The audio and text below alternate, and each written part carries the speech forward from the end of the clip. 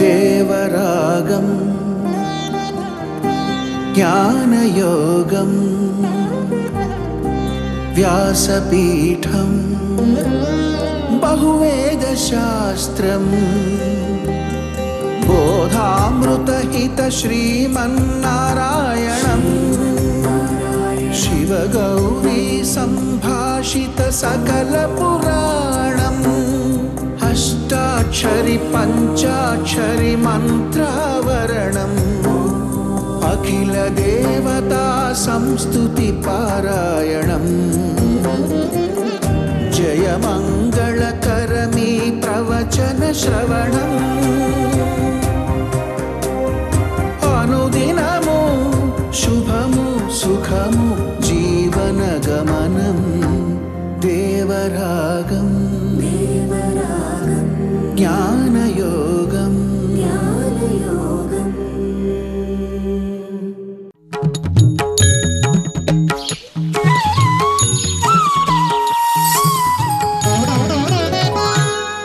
ఆపదామపహర్తారం దాతారం సర్వసంపదాం లోకాభిరామం శ్రీరామం భూయో భూయో నమామ్యహం.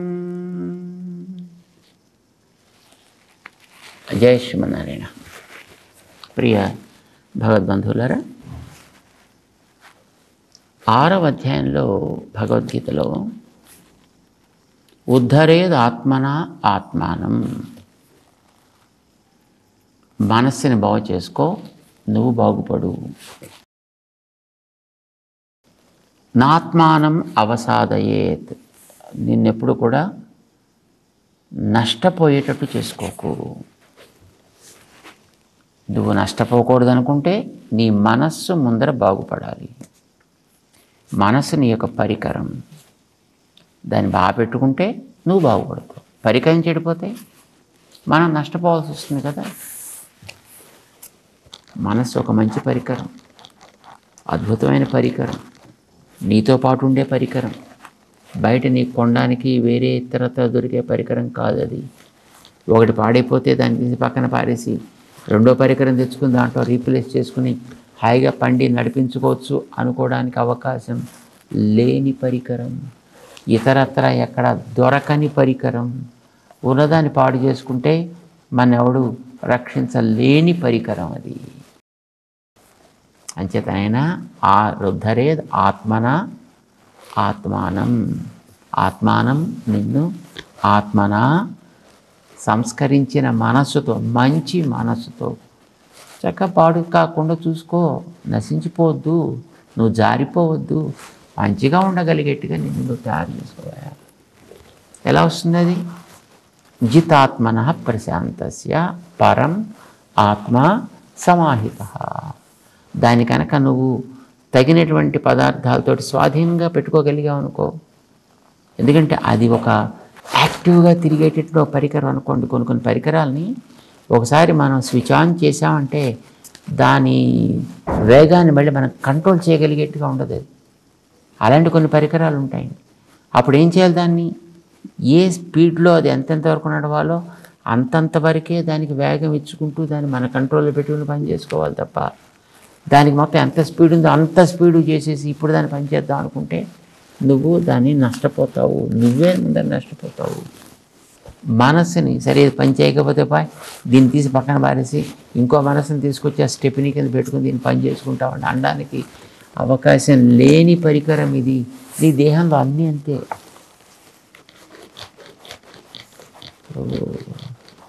ఏవైనా డూప్లికేట్ ఇప్పుడు డూప్లికేట్ లాగే ఉంటుంది, ఒరిజినల్లా పనిచేస్తుంది.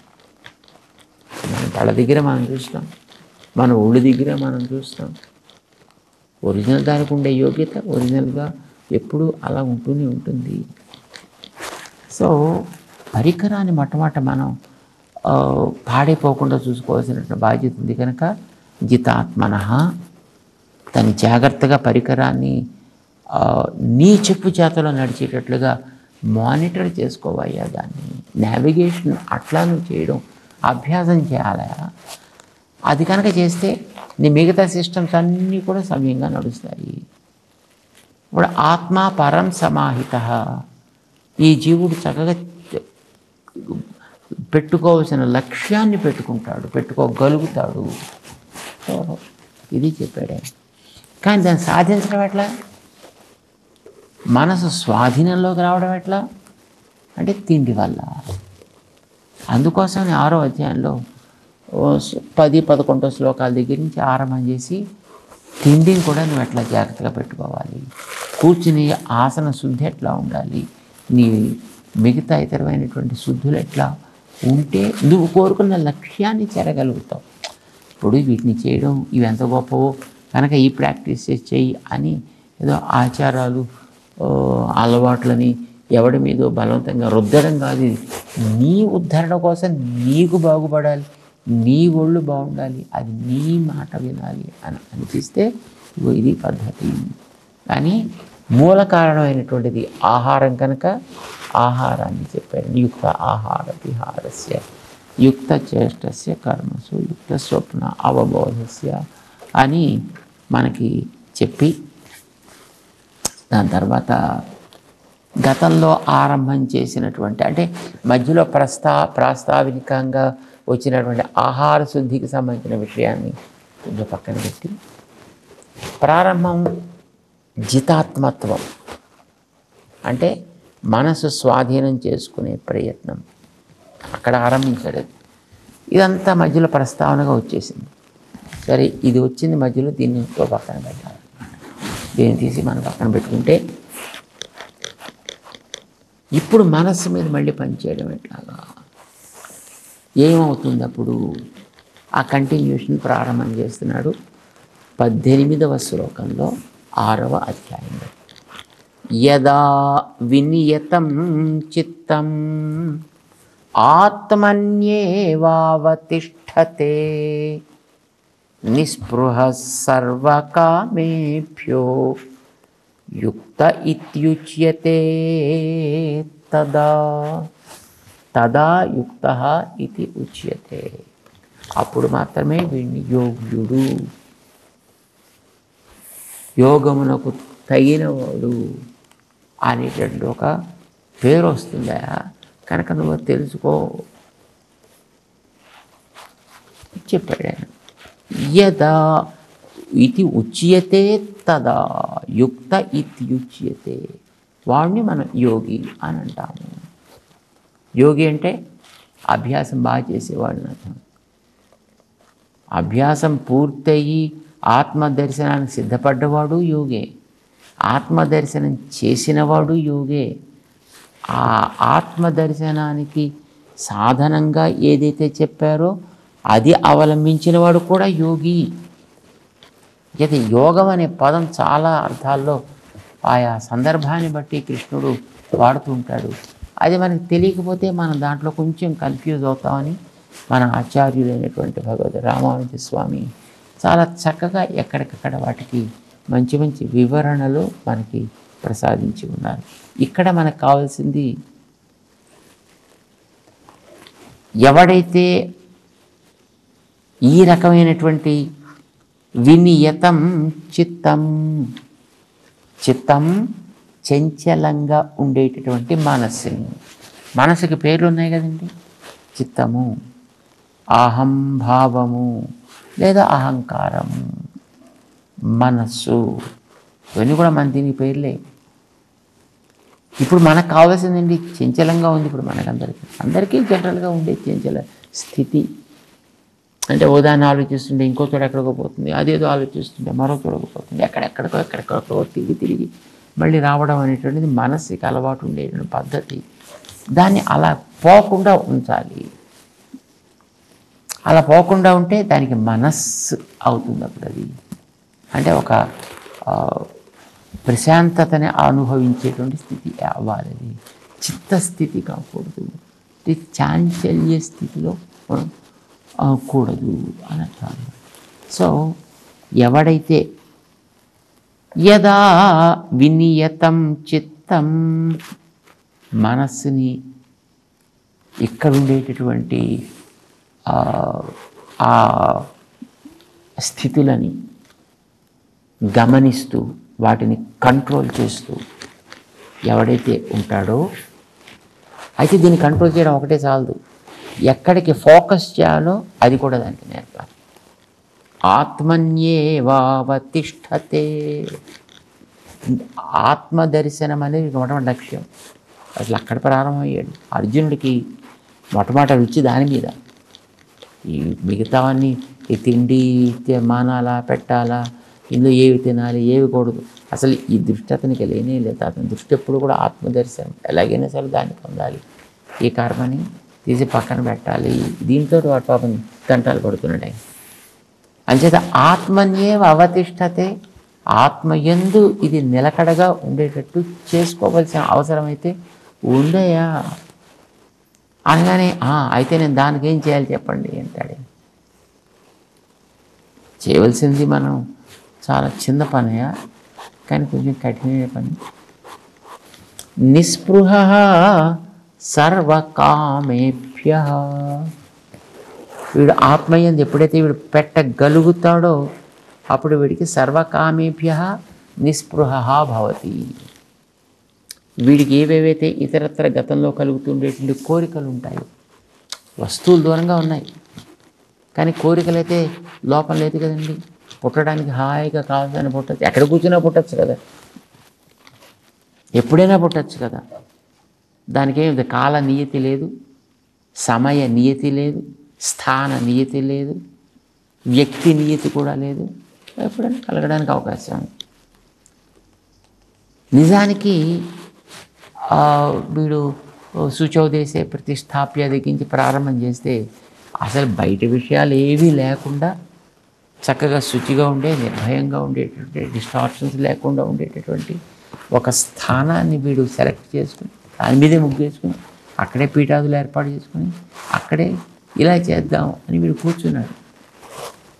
అంచేత బయట విషయాలు అనేటువంటి నిస్పృహ సర్వకామేభ్య, అన్ని రకాలైన కోరికల్ని పుట్టించేటటువంటి విషయాలని వీడి దగ్గర లేవు కనుక మరి ఇప్పుడు దేన్ని తీయమంటున్నాడు ఆయన? విషయాలను తీయమంటలే, విషయాల వల్ల, విషయాల యొక్క స్మరణ వల్ల, విషయాల యొక్క మూమెంట్ వల్ల వీడిలో కలిగినటువంటి చాంచల్యం, దీన్ని వీడిని గ్రహించుకోవాలి. విషయాలు దూరంగా పెట్టాడు, లోపల ఉండేటువంటి వాసనలు వీడిని ఇబ్బంది పెడుతున్నాయి కదా. అంచేత నిస్పృహత్వాన్ని చెప్తున్నాడు ఇక్కడ, నిర్మూలత్వాన్ని చెప్పట్లేదు. ఎందుకంటే అది ఆల్రెడీ వాడు వాటిని వదిలిపెట్టేసి వచ్చి ఇక్కడ లోపల కూర్చున్నాడు. కానీ ఇక్కడ వీడి ధ్యానంలో కూర్చున్న వీళ్ళలో ఇతర ఆలోచనలు రావడానికి అయితే ఇబ్బంది ఏం లేదు కదా. నిష్ప్రమాదంగా ఉండే చోటు చూసుకొని కూర్చోమని చెప్పాడు గతంలో ఆయన. ఇతర చుట్టూ ఉండే పరిస్థితులు నిన్ను ఎక్కడి నుంచి అయితే ఇబ్బంది పెట్టవో, డిస్ట్రాక్ట్ చేయవో, డిస్టర్బ్ చేయవో అలాంటి చోటే చూసుకుని కూర్చోమని కూడా చెప్పాడు. ఇప్పుడు ఎక్కడ గతంలో అనుకున్నాం మనం, జ్ఞాపకం ఉంటుంది మనకి. పక్కనే ఒంటిల్లు ఉందనుకోండి, వీడు కూర్చొని జపం ప్రారంభించగానే అవతల వాళ్ళ లోపల మంచి బ్రహ్మాండమైనటువంటి ఏదో ఒక పోపు వేశారనుకోండి, లేదు అక్కడ వాళ్ళు శుభ్రంగా దోశలు పోస్తూ చుయ్ చుయ్ చుయ్ చుయ్ అంటూ కూర్చున్నారనుకోండి, ఇంకా వీడు ఇక్కడ ఆ మంత్రజపం పోయి ఎన్ని చుయ్యలు ఎన్ని ఛాయలు వాళ్ళు లెక్క పెడుతూ కూర్చుంటారు. వాసన వస్తుంది అనుకోండి, అదొక రకమైన డిస్ట్రాక్షన్. శబ్దం వస్తుంది అనుకోండి, ఒక రకమైన డిస్ట్రాక్షన్. వీడికి రూపాలు కనిపిస్తున్నాయి అనుకోండి, ఒక రకమైనటువంటి డిస్ట్రాక్షన్. వాటి నుంచి పక్కకు వచ్చినప్పటికీ కూడా ఇలాంటి వాటికి సంబంధించిన సంస్కారాలు వీడి లోపల గతంలో ఎప్పటి నుంచో యుగాలుగా ఉన్నవన్నీ వీడి దగ్గర ఉన్నాయి కనుక అవి పైకి రావడానికి ఇప్పుడు అవకాశం. ఇప్పుడు వాటిని గురించే ప్రస్తావన. అయితే అది రాగానే వాటిని వీడికి స్పృహ ఏర్పడుతుంది. ఒకసారి ఇక్కడ కూర్చోగానే అక్కడి నుంచి వీడికి మంచి జిలేబీ జ్ఞాపకం వచ్చింది.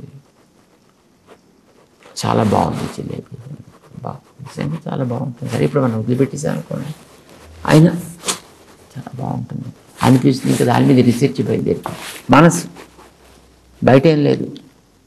బయట వీడు చక్కగా మంచి స్థానంలో కూర్చున్నాడు, కానీ మనసుకి ఇబ్బంది అనేది లేదు కనుక వీడు ఇక్కడ కూర్చున్నా మనసు వెళ్ళగలదు.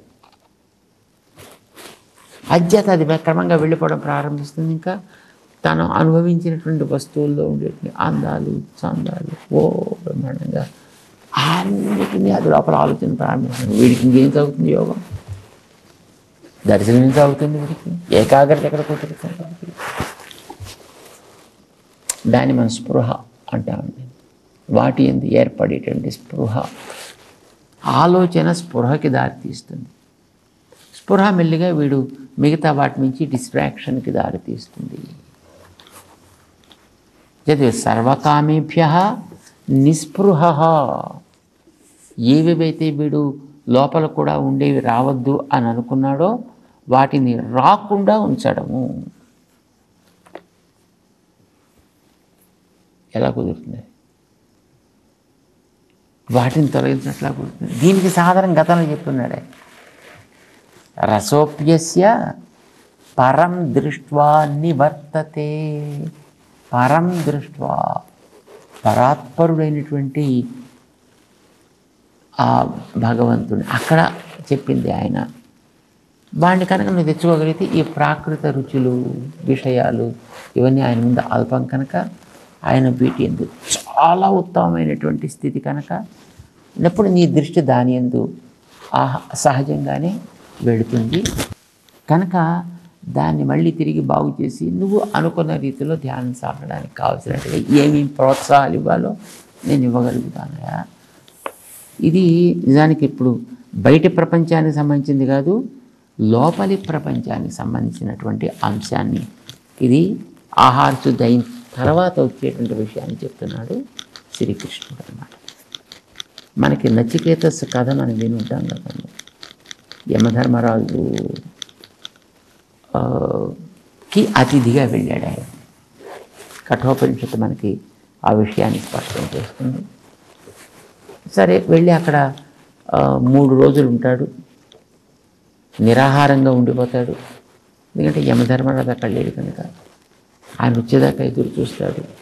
ఆయన వచ్చిన తర్వాత అయ్యయ్యో పొరపాడైపోయినాయి, 3 రోజులు నా ఇంట్లో ఎందుకయ్యా నువ్వు ఆహారం లేకుండా అనశనంగా ఉన్నావు నువ్వు, అది దానివల్ల మాకు దోషం వస్తుంది, నా దోషం ముందర నేను పోగొట్టుకుంటా, ఏం చేసి